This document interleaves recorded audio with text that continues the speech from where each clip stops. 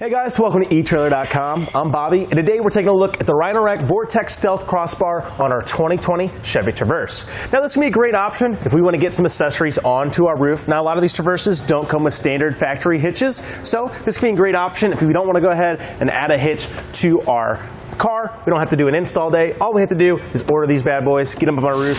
It's going to get us a lot of different accessories onto our roof, including spacious cargo area. Why that's important, this Traverse, quite nice. We can get those seats down. We have a lot of cargo area. However, as we can see, with those seats up, we are going to lose a lot of that cargo space. So maybe we're taking the family on a road trip. Maybe we got a lot of friends. This can be a great way of actually getting some accessories up on top. So let's jump up and start looking at some dimensions.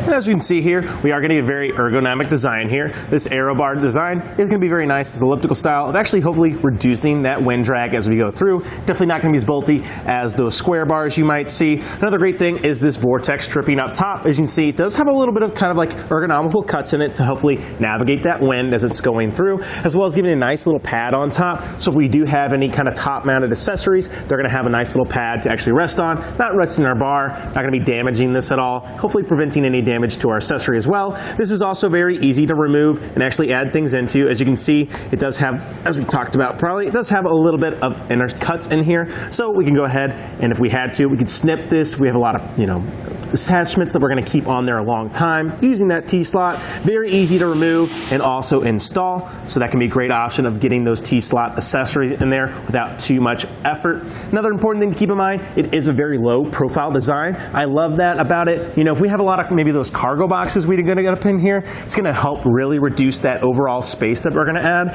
However, I might see us running into a little bit of issues if we have some, kayak carriers or something that actually wants to clamp on the underside here. So let's go ahead and take a quick look of how much we actually have on clearance to the bottom of our vehicle. Looking here, it looks like we're about at 1.25 inches to I'd say 1 inch and 5/8 actually to the bottom of our bar.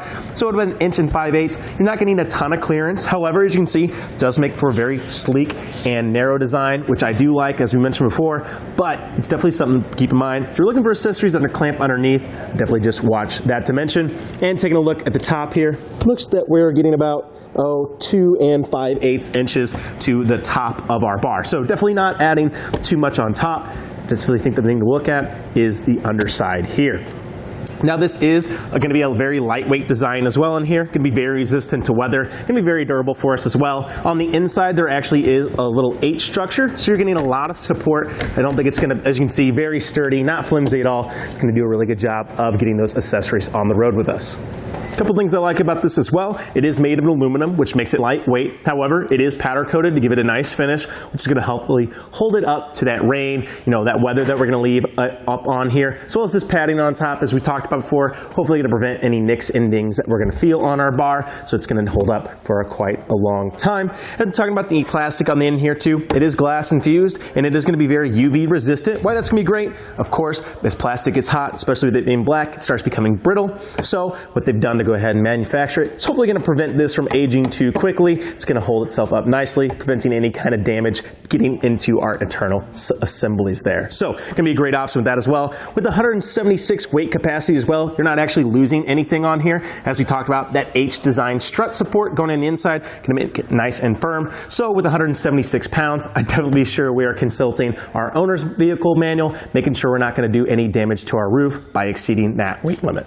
Now that we talked about it a little bit, let's go ahead and see how we got these installed. So our installation is just going to have a few steps. As we see outlined today, this is actually all we're going to be working with the included kit. This is going to be our rail bar, and this is going to be our fit strip kit. As you can see, getting our weather stripping for the inside, our vortex stripping, and a gasket. And this is actually our strap that's going to be going around our bars to secure us. So let's go ahead, pop open this side, and see how we can get started. First things first, we want to go ahead and actually open up this channel here. And all to do that, we are going to take that included Allen wrench and just loosen this up. We don't want to take it off all the way, but just enough to start sliding it on the track that's actually below it. See if that's enough. As you can see, we can slide that all the way over. Go ahead, open this up, and start taking off this cover. To do that, all we simply want to do is slide it up and up, like so, over and up to remove it. And that's actually going to open our inner assembly here. As you see, we have this rotating anchor here. It's actually what that strip's actually going to go to. However, we actually need to get our tie down point. You see on the inside there, we do have that locking screw. That's actually what's going to be holding our strip inside there. So our next step is to actually open that up with the Allen wrench again. And this one we want to go ahead and remove all the way. There is a washer underneath it as well, so we'll make sure that we have that washer and that locking screw. See, it's going to fall off to the side there, so you can just set it aside for our use. And then when we actually have this strip on the inside here, you can see they are numbered. Now you can go to the fit kit guide on Rhino Rack. However, they don't seem to have this one kitted all the way. So for today, we did a little trial and error, and we found that 3 is going to be the best option for our Chevy Traverse. Go ahead and slide that strip in like so, resetting our washer on our screw. As you can see, we just want to line that 3 hole up with our locking hole for our screw. Go ahead and get that just a little hand tightened, making sure we're keeping that nice and in there, and then retightening down with our Allen wrench. Getting it nice and tight. That's what's going to give us our securance point for the other end of our strip. And then when we actually get this up on there, we will be taking this anchor, running this around our bar, and securing it like so, as you can see. But for now, we'll do that when we get it up there.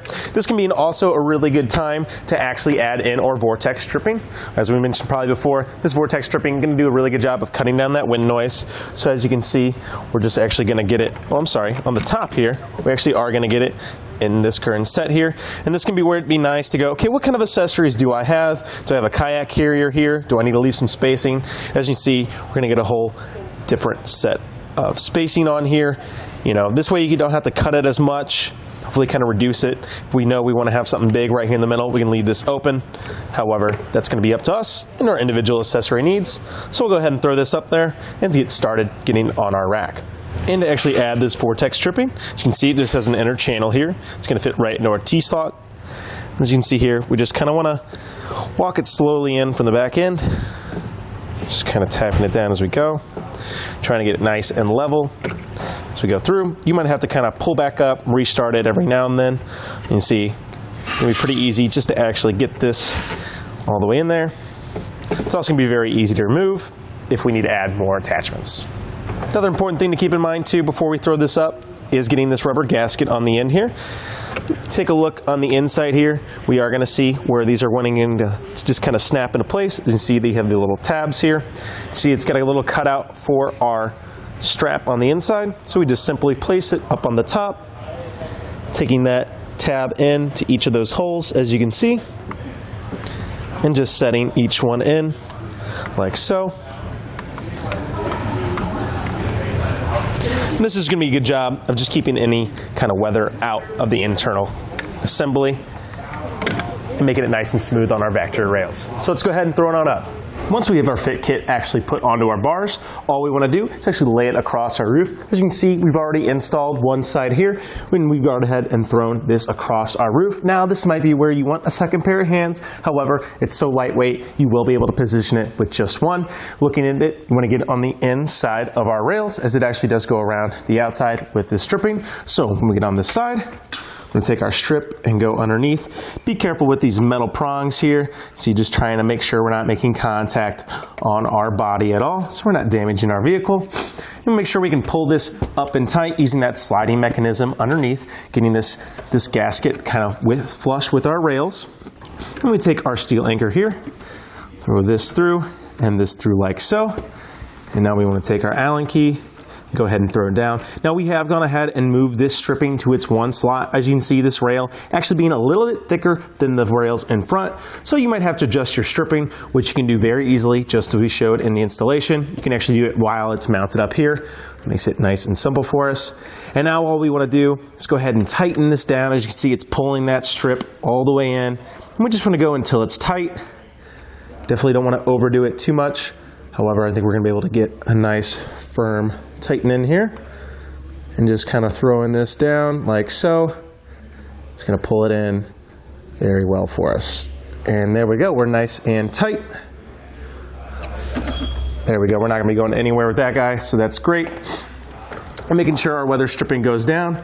Now from our installation, remember we do have this sliding knob down here. That's actually just getting it to the track length that we need. So we're gonna go ahead, kind of hand tighten that bolt down again, and then reinserting our Allen key, keeping it as flat as we can. A little trial and error, should be able to get this to fit in. Now this might be the trickiest part of the install, but once we actually done it the first time, since we are probably going to be keeping it on our single vehicle here, we will only have to tighten it down once. So making sure that that's all the way tight as you go down the road, it's going to be a great option for you to actually make it sure that we're secure to our rails. Next, we're going to want to take our locking core and our cover plate. As you can see here, it does have an unlock symbol. Usually you want to find this little last wafer on here to actually reinsert it like so. And it'll only have one little position that can actually go in. And as you can see, that's actually going to get set in there for us so we can lock and unlock. And then we can take the rest of our cover. You can look at these outer grooves right here. That's actually where we want to fit our cover plate onto. Getting around there, pressing down as we go. It's going to allow us to slide right into place. And then we just simply slide up. And we're going to be nice and flush. And then we can go ahead and lock our key. And as you can see, it's going to be nice and locked in there. Not going to have any trouble with people trying to take this off. The rack is going to be nice and secured for us. So some final thoughts on this. If you're looking for a way of getting a nice low profile design, I definitely think this is a great option for you. I love how sleek it looks, especially when you start getting further away. It really look kind of factory on there, which I like. Of course, that vortex design of that stripping is going to be a very nice way of cutting that wind drag down. So I think if you're really looking for a lot of noise reduction as you're going, and also just kind of a low profile design, this can be a great option. As we mentioned, those cargo boxes are going to be huge on here. They actually have a very nice clearance factor on the bottom of the rail. However, if you are looking for a way of maybe getting those big kayak carriers up on here, maybe some of those bigger cargo baskets that take some of those, those big U-bolts that kind of go underneath, have a lot of boltage that's actually going to need to hang underneath the rail, this might not be the best option for you. However, it is very durable, so if it fits your needs, I think it's going to hold up quite nice for you and look good doing it. Well, I think that about does it for a look at the Rhino Rack Vortex Stealth Bars on our 2020 Chevy Traverse. I'm Bobby. Thank you for watching.